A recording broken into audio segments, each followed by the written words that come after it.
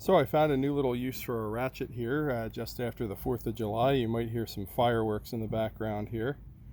But, you could always just use a screwdriver to get these things going or something if you're putting in a hook eye.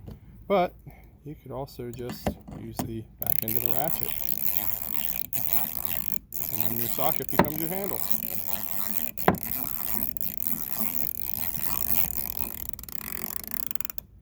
Well, that was easy.